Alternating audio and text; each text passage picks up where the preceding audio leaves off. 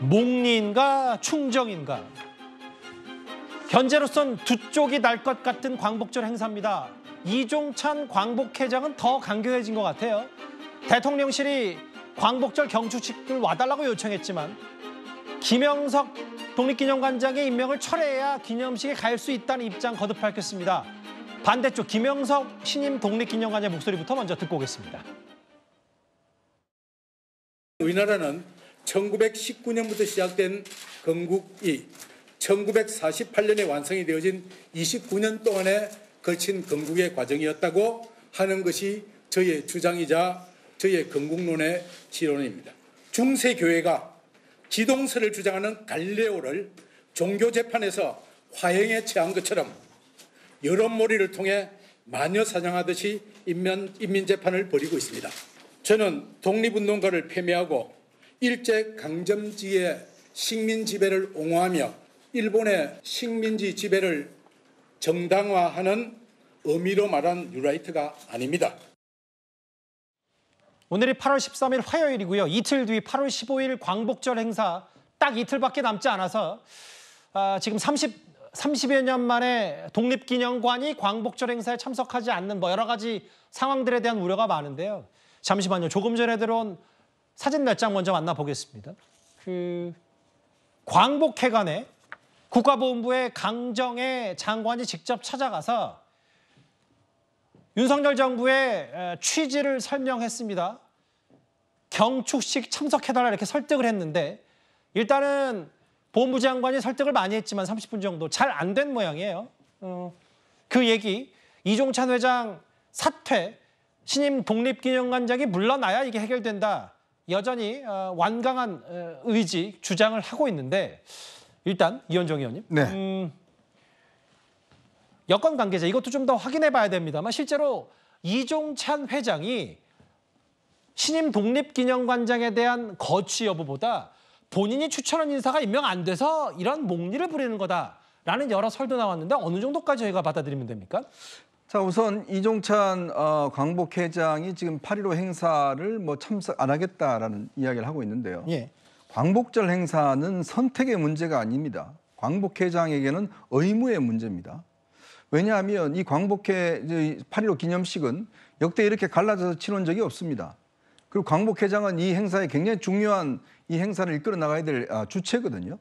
자, 일단 지금 독립기념관장에 대한 임명 문제는 여러 가지 논란이 있을 수도 있습니다. 저도 이 부분 관련해서는 그분이 과연 적합한 분인가에 대한 회의적인 시각도 있어요. 예. 자, 그렇지만 그 문제는 그 문제입니다. 그 문제를 빌미로 인해서 광복회장이 8.15 행사에 참석하지 않겠다? 그럼 광복회장 그만두셔야 됩니다. 자격 없습니다. 왜냐, 광복회장은요, 지금 이게 윤석열 정부나 특정 정부가 주도하는 것이 아니라 예. 대한민국이 주최하는 행사입니다. 자, 그 행사에 광복회장이 이 인사 문제와 등등 관련해서 참석하지 않겠다? 저는 굉장히 오만한 일이라고 저는 보여집니다. 그리고 광복 독립기념관 같은 경우는 이 광복회가요, 여러 가지로 갈라져 있습니다. 예전에 어떤 독립운동을 해왔던 분들의 파벌이 있기 때문에 그래서 광복회장 되는데도 꽤 어려움이 있었어요. 예. 그러면서 특정 어떤 후보와 어떤 지지를 하면서 이 독립기념관 같은 경우는 거기가 아마 본인들이 광복회 쪽에서 어떤 임명하겠다는 그런 취지로 이야기한 것 같아요. 그래서 일각에서는 김구 선생의 증손자인 김진 선생을 임명하기로 했는데 예. 그분이 여러 가지로 어떤 사법적인 문제가 좀 있습니다. 자, 그래서 이 대통령실에서 이게 부적절하다 해서 김영석 씨로 임명된 걸로 알고 있거든요. 자, 그런데 문제는 이런 문제 같은 경우는 저는 충분히 논의할 수 있는 문제고 이거는 이 행사에 참석 여부와는 별개의 문제라고 저는 생각이 들어요. 이 예. 8.15 행사는 국민의 행사입니다. 근데 이걸 주도해야 될 광복회장이 이거를 빌미로 해서 또 있지도 않은 건국절을 지금 정부가 추진하고 있다? 무슨 정부가 지금 건국절 추진하고 있습니까? 예. 어디서 추진하고 있습니까? 본인이 그 이야기를 못 하잖아요. 또 추진하지 않는다라고 지금 대통령실에 약속을 했지 않습니까? 자, 그런 면에서 지금 광복회를 이끌어가고 있는 지금 이종찬 회장이 참석을 못 하겠다? 저는 당장 이종찬 회장부터 그만둬야 된다는 생각입니다. 꽤 세게 말씀하셨는데 그냥 일단 절차부터 보면요. 아까 이현정 의원께 질문 하나 더 드릴게요. 앞서 강정의 보훈부 장관이 직접 광복회관 찾아가서 이종찬 회장 설득했는데 잘 안 됐는데 좀 봤더니 정진석 실장도 몇 차례 이종찬 회장에게 전화 문자를 했는데 이게 답이 좀 안 왔던 모양이에요. 그러니까 이 문제는 사실은 대통령실이 독립기념관장을 임명하는 과정에서 저는 여러 가지 논란, 이분은 뉴라이트라고 그러지만 제가 볼 때는 이분은 뉴라이트적인 성향이 있는 분이 아닙니다. 자, 그런 논란도 있지만 그런 사전에 어떤 논란은 있을 수가 있어요. 예. 근데 문제는 이렇게 대통령실에서 몇 번이나 찾아가서 이게 지금 연락을 해서 우리가 지금 건국절을 추진하는 거 아니다. 지금 그렇게 했음에도 불구하고 그 문제를 자꾸 이야기를 하고 있거든요. 이게 법안을 냈습니까? 지금 어디서 추진하고 있습니까?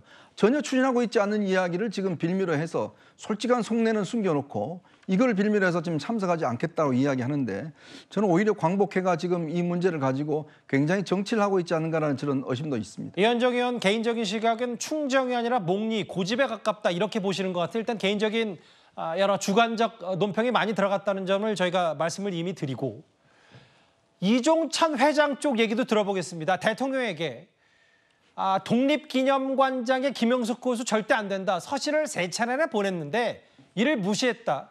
모욕감을 느꼈다고까지 했습니다.